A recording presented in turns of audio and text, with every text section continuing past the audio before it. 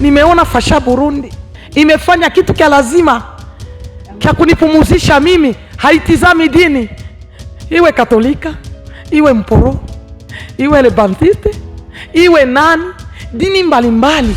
None je nshimira Imana ko bangaburiye muje muhore mu gihugu gutyo nyene abariko mukora tugira amahoro. Kuko turakenye muri abavyeyi muze muradutabara. Imana ibahezagire muronke byinshi byo musigana ibyo muduha. Murakoze, Imana ibahezagire. Bancumbire basha basigiye sigara ndagenda abana.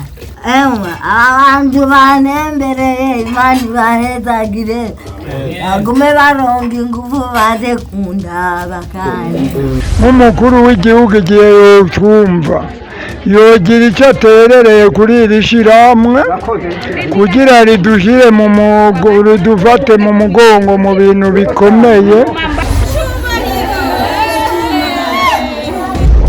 Fasha Burundi TV, tubafashe bakiri bazima.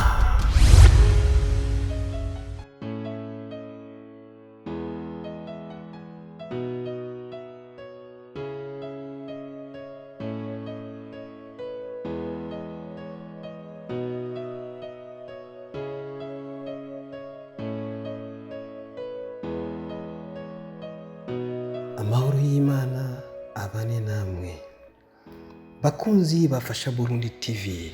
Uno musi twagendeye mu ntara ya Muyinga, komine Giteranyi, umutumba wa Karugunda, aho twasanze umutama yibera mu gahinga kanyaganande, atagira umuryango, atagira abamukomokako, yibana wenyene mu karuri nkuko mubibona.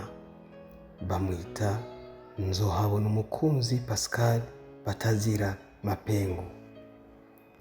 Pascal rero akaba yibana wenyene, atagira umugore, atagira abana.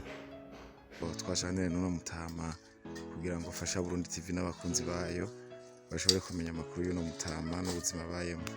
Yego hama mutama turabaramukije cyane. Ni mporega mutama.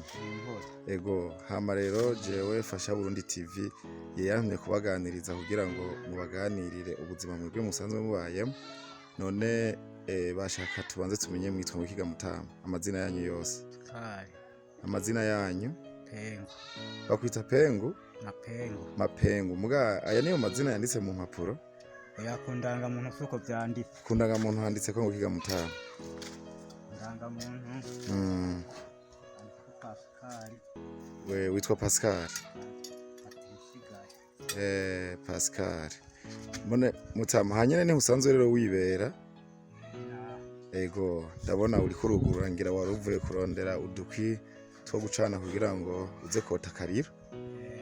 None ga mutama nashaka ndakubaze aha niho usanzwe wibera. Mbega wowe? Ego. None twashaka kutubarire utuganire.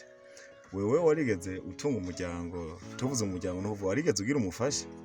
Oya. Nta n'umwana wigeze utunga? Oya. Ego. Mbe none nk'ubu twashaka kutubwire, turabona ko ahantu baye haragoye kabisa, turabona ko ari ibintu bitoroshe kandi aho uryama ni hajya aya niho wirarira. Ego tubwire rero, hari ibibazo rero bibiri canke bitatu bari bantumye kukubaza banye n'ubu bukene urimwo. Nkabogira icyo bagufasha, ubona bo gufashisha iki? Twasaba uze hano habona kugira ngo abaza kuba bariko barabibona babone icyo bakwiye kugufasha, unavyivugire mu majambo yawe. Nkuwogira icyo agufashisha mu byo ubona ukenye niki? Fashisha icyo bagufashisha. Uduharage tumaze kwera, mama nk'uduharage narimye hanyuma birera byacari uruteja, bakaguha nk'udufungurwa twibifa bakaguha ifungurwa nk'ibiharage. Muganga aho ubaye aka kazu koko nk'ibiro nka bibiri. Aka kazu nako mubaye mubona ari sawa gose? Iyi nzu mba ntikomeye neza, abuge imvura iguye haje nkora mvira. Nk'ubu amabati ntakomeye neza. Amabati ntakomeye. Byumvikana nko kakubakira kagasanura yo bakugiriye neza cyane.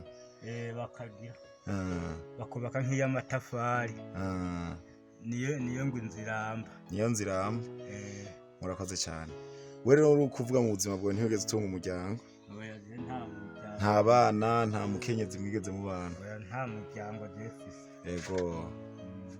nivyo ivyambagwa vyo nta ngorane ngira uraronka ivyo wambara bikagenda neza nambara ndabifise ariko nuwo kuhana n'ibindi ntaco bitwaye iwoma nk'ibindi ntaza ndarya nta na kimwe.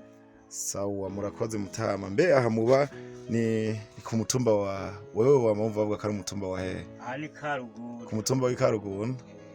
Ego murakoze cyane rero nibaza ko fasha Burundi TV niyagira ico yiyumvira kugufasha uzoyishimira gose. Murakoze cyane. Nuko ikibwirwa n'icyumva icerekwa n'ikibona. Nzohabona umukunzi Pascal yifuza yuko twoja hamwe nyabuna tukamwubakira akazu ka kijambere. Ni wewe, ni jewe, ni twese tugiye hamwe twese birashoboka. Tumufashe kiri muzima, tumufashe tukiri bazima.